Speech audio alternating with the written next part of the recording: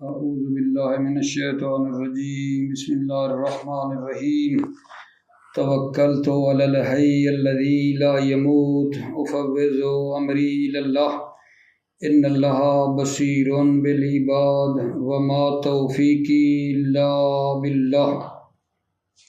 مولا امیر المومنین حضرت علی علیہ السلام فرماتے ہیں،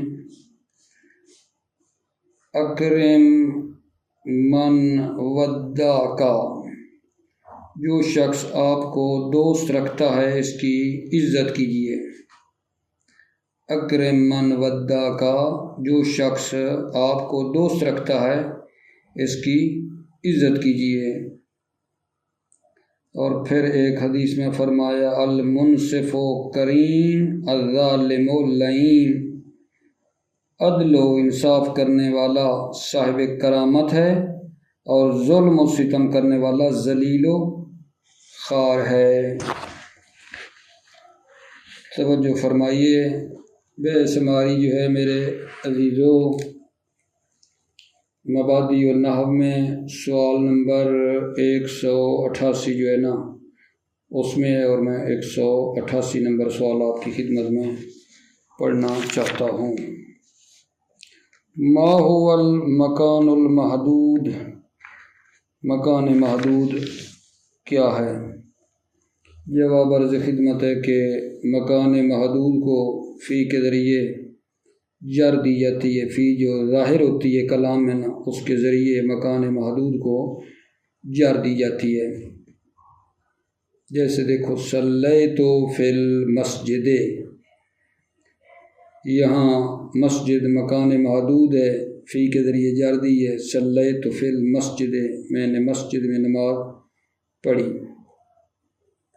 پھر نیچے ایک حاشیہ ہے جس میں فرما رہے ہیں کہ ہر مکان محدود جو دخل سکن نزل کے ساتھ ہو اس کو نسب دی جاتی ہے۔ ہر مکان محدود جو دخل سکن اور نزل کے ساتھ آیا ہو اس کو نسب دی جاتی ہے۔ اور شام کو نسب دی گئی ہے ذہبہ کے ساتھ، مکہ کو نسب دی گئی ہے جب توجہ کے ساتھ ہو۔ مثال نے دیکھنا جناب سب کی، دخلت البیت دخلہ کی دی ہے، سکنت الدار سکنہ کی، نزلت المدینہ نزلہ کی، ذہبت الشام اس کی جناب ذہبہ کے ساتھ شام آیا ہے تو نسب دی ہے۔ توجہ تو مکہ تھا، ٹھیک ہے۔ پھر ناویوں نے نا اس مکان محدودوں کے جو نسب دی ہے ان میں اختلاف کیا ہے کہ کس نے مثلا نسب دی ہے۔ تو قول ارجح یہ ہے کہ مکان محدود کو جو نسب دی ہے خافض کے گرانے سے دی ہے، حرف جر گرایا ہے اور پھر اس کو نسب آ گئی ہے، ٹھیک ہے۔ یعنی یہ تھا دخلت البیت تھا، دخلت فی البیت، نزلت الی المدینہ، حرف جر حذف ہو گیا اور پھر اسم کو نسب ہو گئی۔ اس کو بھی کہتے ہیں منصوب بالنزع الخافض، حرف جر کے گرانے سے نسب آئی ہے۔ پڑھتا ہوں، توجہ فرمائیے۔ بسم اللہ الرحمن الرحیم۔ المکان المحدود یجر بفی ظاہرۃ نحو صلیت فی المسجد، مکان محدود کو جر دی جاتی ہے فی کے ذریعے ظاہرۃ جو ظاہر ہوتی ہے، نحو جیسے صلیت فی المسجد، میں نے مسجد میں نماز پڑھی۔ مطلب شاید آپ نے دیکھا ہے مسجد مکان محدود ہے، فی کے ذریعے جر دی ہے، فی ظاہر ہے، نظر آ رہی ہے۔ حاشیہ، سمع نصب کل مکان محدود ما دخل و سکن و نزل، ہر مکان محدود کو جب دخل سکن نزل کے ساتھ ہو تو نصب دینا سنا گیا ہے۔ والنصب شام ما ذہبہ، ذہبہ کے ساتھ شام کو نصب دینا۔ والنصب مکہ ما توجہ، توجہ کے ساتھ مکہ کو نصب دینا سنا گیا ہے۔ فتقولو پس تم کہو گے دخلت البیتا میں گھر میں داخل ہوا، وسکنت الدارا میں سکنت ساکن ہوا، میں گھر میں ساکن ہوا، ونزلت المدینۃ میں شہر میں نازل ہوا داخل ہوا، وذهبت الشام میں شام گیا، وتوجہت مکہ میں مکہ کی طرف متوجہ ہوا، وقد اختلف النحویون فی سبب نصبها نحویوں نے اختلاف کیا ہے فی سبب نصبها جا رہی ہے مکان محدود کو نصب دینے کے سبب میں نحویوں نے اختلاف کیا ہے۔ والارجح انہا منصوبۃ باسقاط الخافض، ارجح قول ارجح یہ ہے کہ مکان محدود منصوب ہوتا ہے حرف جر کے گرانے سے۔ والاصل اصل دخلت فی البیت دیکھو فی آ رہی ہے، ونزلت الی المدینۃ الی الاخر، فحذف حرف الجر حرف جر کو حذف کیا گیا، فانتصب الاسم پس اسم منصوب ہوا۔ اگلا سوال نمبر 199 آگا جان، سوال نمبر 199، مل فرق بین الظرف المتصرف وغیر المتصرف، ظرف متصرف اور ظرف غیر متصرف کے درمیان کیا فرق ہے؟ توجہ فرمائیں میرے عزیزو، ایک ہوتا ہے ظرف متصرف اور ایک ہوتا ہے ظرف غیر متصرف۔ ظرف متصرف کیا ہوتا ہے؟ ظرف متصرف وہ ظرف ہے جس کو ظرفیت لازم نہیں ہے، یعنی ممکن ہے وہ معنی ظرفی نہ رکھتا ہو، اس کو کہا جاتا ہے ظرف متصرف۔ ظرف متصرف وہ ہے جس کو ظرفیت لازم نہیں ہے، جیسے مثال دیئے یوم میل کی، تو یہ مثال آپ دیکھیں، ہانا یوم السفر، یہاں جو یوم ہے وہ ہانا کا فاعل ہوا ہے، ظرفی معنی نہیں ہے۔ بینی و بینک میل، یہاں میل مبتدا بن رہا ہے، معنی ظرفی نہیں ہے، تو ظرف متصرف کیا ہوا؟ ظرف متصرف وہ ہے جس کو ظرفیت لازم نہیں ہے بلکہ ممکن ہے کہ اس میں ایک ٹائم کسی وقت معنی ظرفی نہ ہو۔ دوسرا میرے بھائیو عزیزو ہے ظرف غیر متصرف۔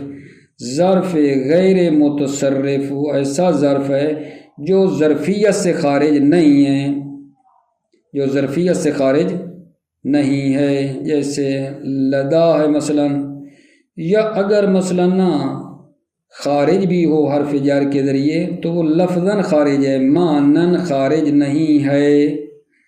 ظرف غیر متصرف وہ ظرف ہے جو ظرفیت سے خارج نہیں ہے، یا اگر حرف جر کے ذریعے خارج ہوا ہے تو لفظاً ہوا ہے، معناً نہیں ہوا، اس کو کہا جاتا ہے ظرف غیر متصرف، جیسے اندہ ہے، متا ہے، اینا ہے۔ پھر آگے فوائد ہیں جن میں سے نا پہلا فائدہ یہ ہے، فرماتے ہیں یہ جو اندہ ہے نا اس پر حروف جر میں سے کوئی داخل نہیں ہوتا سوائے من کے۔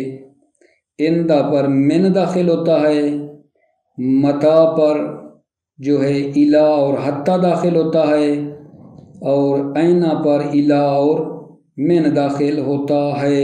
یہ پہلا فائدہ ہے کہ اندہ پر حروف جر میں سے من آتا ہے، متا پر الا اور حتی حرف جر آ سکتا ہے، اور اینا پر الا اور من داخل ہوتا ہے۔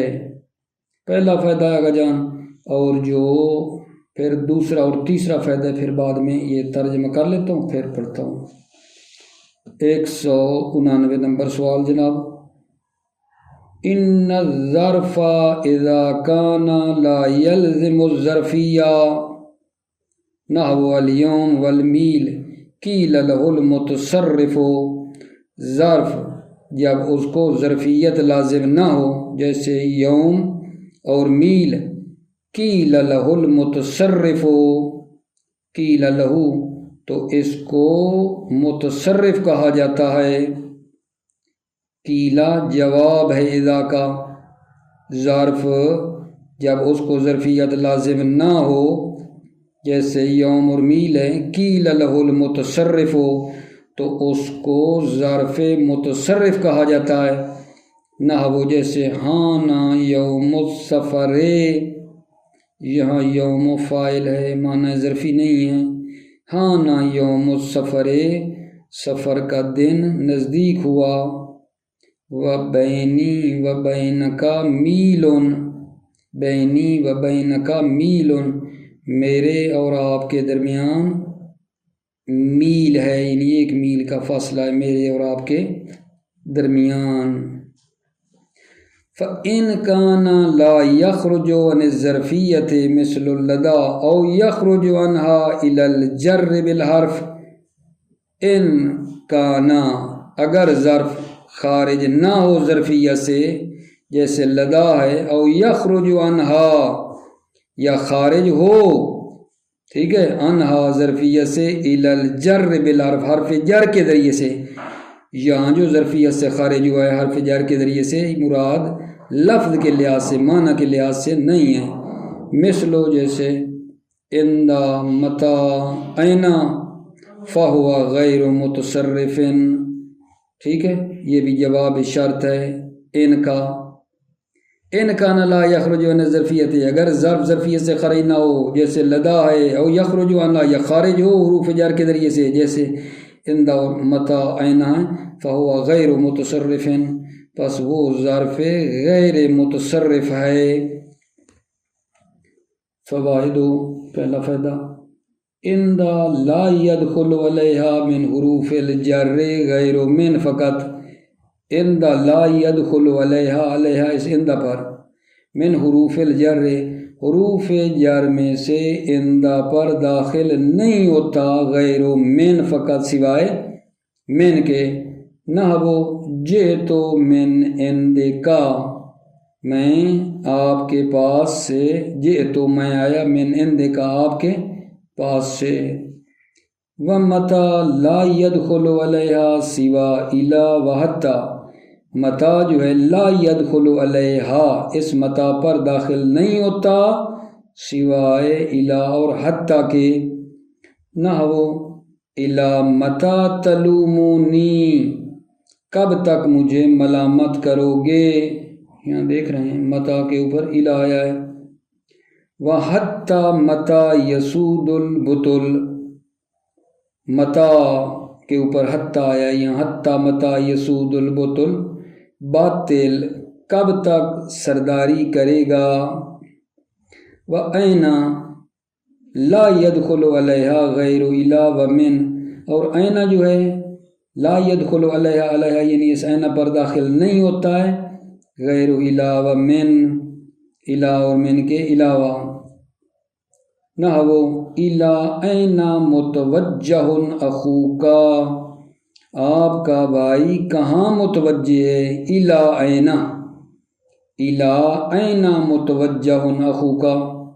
ومن این جئتا، آپ کہاں سے آئے ہیں۔ دوسرا فائدہ سننا آغا جان فرماتے ہیں کہ اسماء زمان اور مکان میں جب فی کا معنی نہ ہو، اسماء زمان اور مکان میں جب فی کا معنی نہ پایا جائے تو ان کا حکم، اسماء زمان و مکان کا حکم نہ باقی اسماء متصرفہ کی طرح ہے۔ اسماء زمان اور مکان میں جب فی کا معنی نہ ہو تو ان دونوں کا حکم کیا ہے، باقی اسماء متصرفہ والا ہے، یعنی مبتدا اور خبر یہ بن سکتے ہیں، فاعل یا مفعول بھی واقع ہو سکتے ہیں۔ پھر اسماء متصرفہ جیسے ہوتے ہیں، مبتدا بھی واقع ہوتے ہیں، خبر بھی، فاعل مفعول، یہ بھی پھر نا اسماء زمان مکان جو ہیں یہی واقع ہو سکتے ہیں۔ یہ ہے دوسرا فائدہ کا جان توجہ۔ اذا کان اسم الزمان والمکان لا یتضمنان معنی فی کان حکمہما کا حکم سائر الاسماء المتصرفۃ، جب اسمان ہے مضاف ہونے کی وجہ سے نون گری ہے۔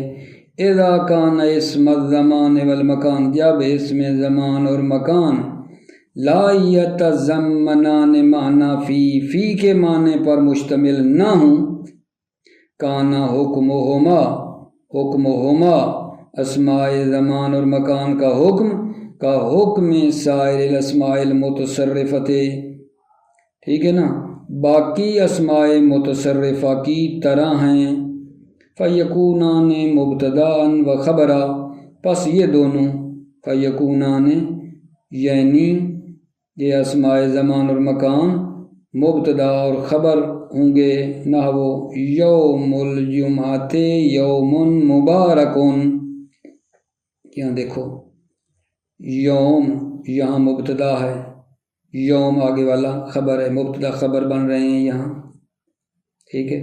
او فاعلن یا او فاعلن او مفعولن بہ، یا فاعل یا مفعول بہ واقع ہوتے ہیں، نحو عذبنی یوم الحر، یوم الحر یہاں ٹھیک ہے نا، عذبہ کا کیا ہے، فاعل بن رہا ہے، عذبنی یوم الحر، گرمی کا دن جو ہے، عذبنی مجھے عذاب دیتا ہے، مجھے سزا دیتا ہے۔ تیسرا فائدہ میرے عزیزو، فرماتے ہیں اذا اضمر للظرف، فرماتے ہیں جب ضمیر لائی جائے ظرف کے لیے جب ضمیر لائی جائے تو اس ضمیر کے ساتھ حرف جر کا ذکر کرنا واجب ہے۔ جب ظرف کے لیے ضمیر لائی جائے تو ظرف کے ساتھ جو ضمیر ہے حرف جر کا ذکر کرنا واجب ہے۔ اگر حرف کو ذکر نہ کیا گیا ساتھ تو وہ ضمیر مفعول بہ ہی بن جائے گی۔ توجہ، ظرف کے لیے جب ضمیر لائی جائے ظرف کے لیے تو پیچھے حرف جر کا ذکر کرنا واجب ہے۔ اگر ضمیر ذکر نہ کی گئی، ضمیر کے ساتھ حرف جر کو ذکر نہ کیا گیا، ضمیر کے ساتھ حرف کو ذکر نہ کیا گیا تو وہ ضمیر پھر مفعول بہ ہی بن جائے گی۔ توجہ، اذا اضمر للظرف وجب ذکر الحرف مع ضمیرہ، اذا اضمر جب ضمیر لائی جائے ظرف کے لیے، واجب ذکر الحرف مع ضمیرہ، واجب ہے ذکر الحرف حرف جر کا ذکر کرنا مع ضمیر ظرف کی ضمیر کے ساتھ واجب ہے۔ نحو یوم الخمیس صمت فیہ، محل شاید فی ہے، ضمیر ظرف کے پیچھے فی لگی ہے۔ یوم الخمیس جمعرات کے دن، صمت فیہ میں نے اس میں روزہ رکھا۔ لأن الإضمار يرد الأشياء إلى أصولها، کیونکہ ضمیریں اشیاء کو اپنی اصل کی طرف پلٹا دیتی ہیں۔ ضمیریں لأن الإضمار، اس لیے کہ ضمیریں يرد الأشياء، اشیاء کو پلٹا دیتی ہیں اپنی اصل کی طرف۔ فَإِن لَمْ يُذْكَرِ الْحَرْفُ، اگر حرف کو ذکر نہ کیا جائے، کون سا؟ بھلا وہ جو ظرف ضمیر کے ساتھ جو پیچھے حرف لگا ہوا ہے، اگر اس کو ذکر نہ کیے جائے، ان لم یذکر الحرف، اگر حرف کو ذکر نہ کیا جائے، نہ ہو یوم الخمیس صمتہ،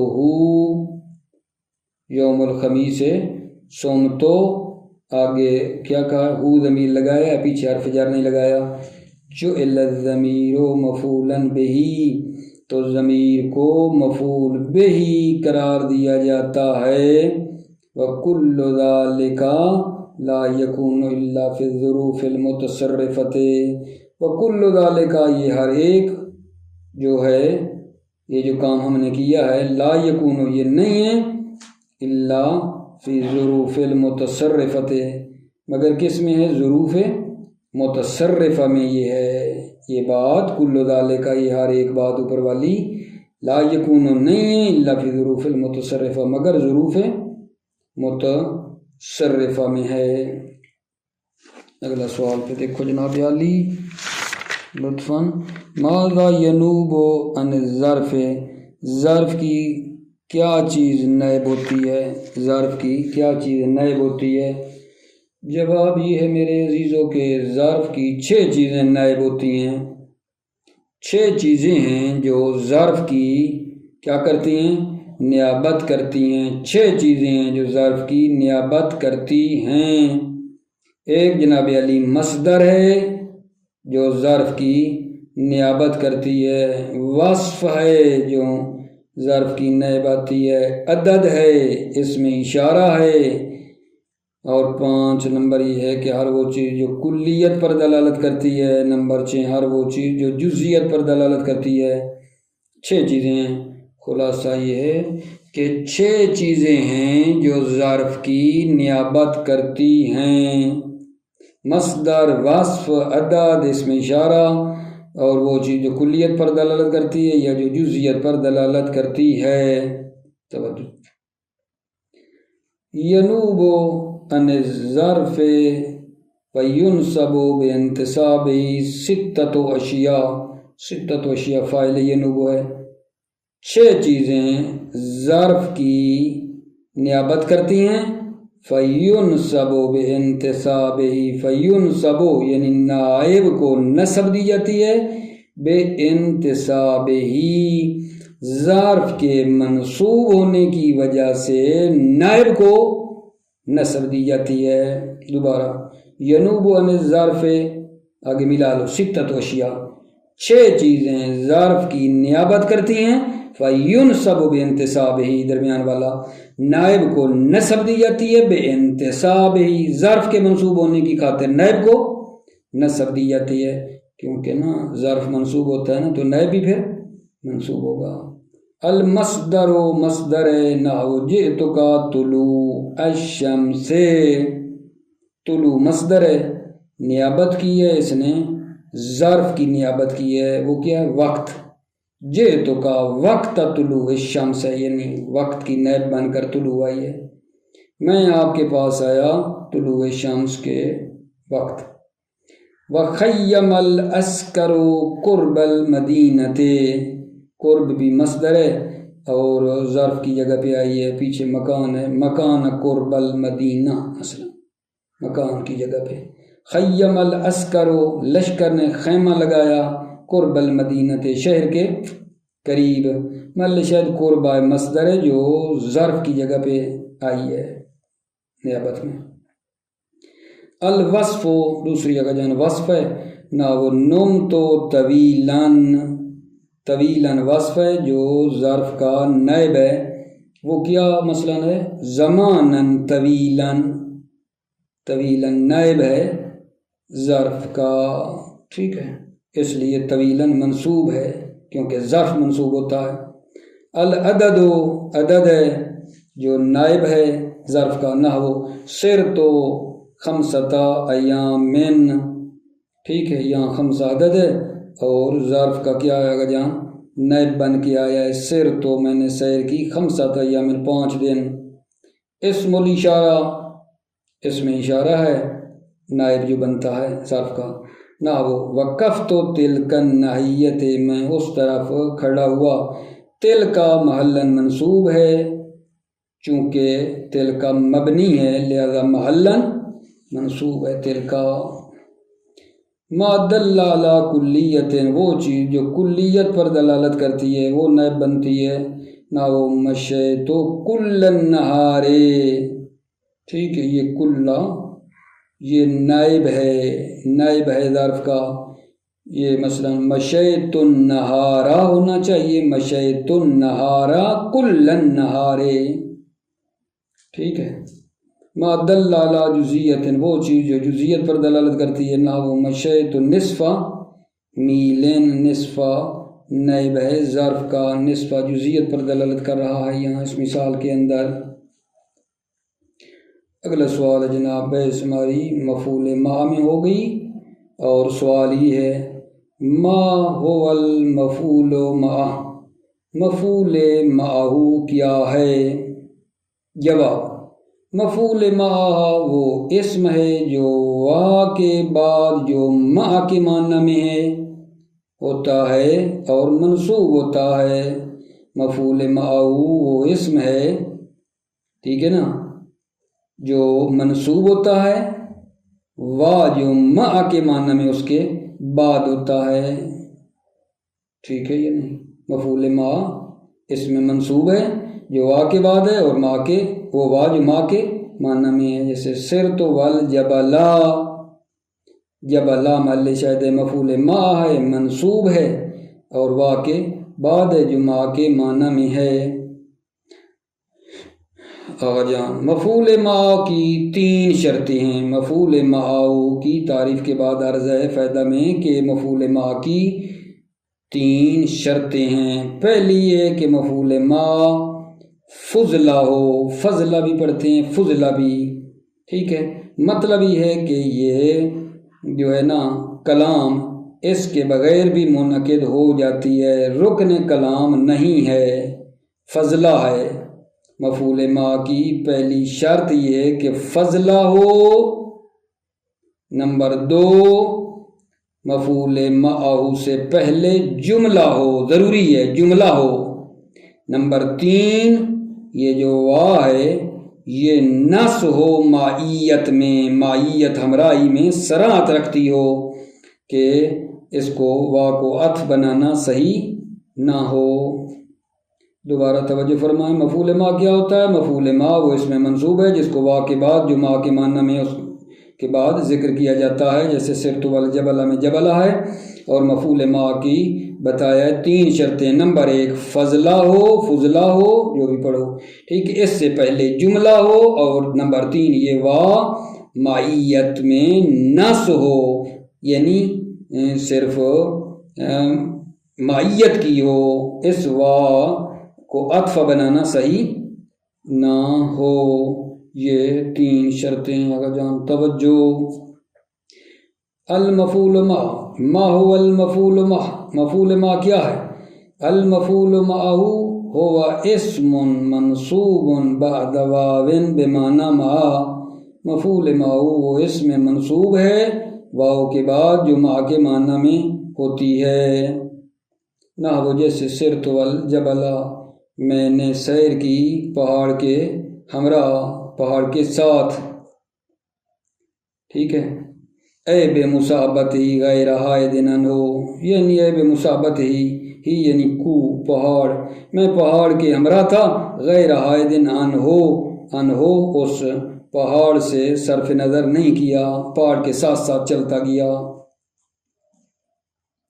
فائدۃ یشترط فی المفعول معہ ثلاثۃ امور، مفعول مع میں 3 امور کی شرط لگائی گئی ہے۔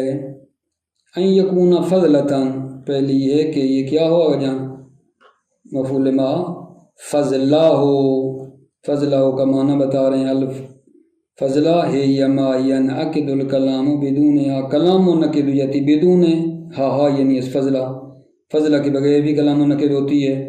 اما قولک اشترک زید و عمر، اما آپ کے قول میں اشترک زید و عمر میں فلیس ثم فضلۃ، یہ جو ہے عمر فضلہ نہیں ہے، یستغنی عنہ کہ اس کلمے سے بے نیاز ہو جائیں، نہیں۔ اشترک زید و عمر میں یہ جو عمر ہے فضلہ نہیں ہے، ٹھیک ہے نا، کہ اس کو چھوڑ دیں، کیونکہ اشترکہ شرکت کے معنی میں، اور شرکت 2 میں ہوتی ہے کم از کم، زید و عمر، زید و عمر نے شرکت کی، فلیس ثم فضلۃ، پس یہ ثم یعنی وہ عمر جو ہے فضلہ نہیں ہے، یستغنی عنہا کہ اس کلمے سے بے نیاز ہو جائے۔ ان تتقدمہ جملۃ، تتقدمہ مفعول مع سے پہلے جملہ ہو، تتقدم مفعول مع سے پہلے جملہ مقدم ہو، جیسے جناب سرت والجبلہ، سرت جملہ پہلے ہے مثلا۔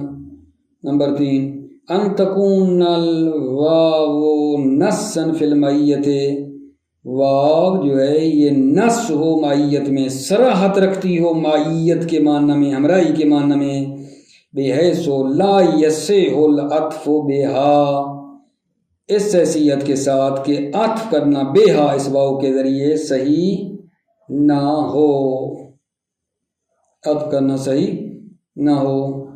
بس اگلا سوال انشاءاللہ پھر بعد میں عرض کرتے ہیں۔ موفق مؤید رہیں، سلامت رہیں میرے عزیزو۔ السلام علیکم ورحمۃ اللہ وبرکاتہ۔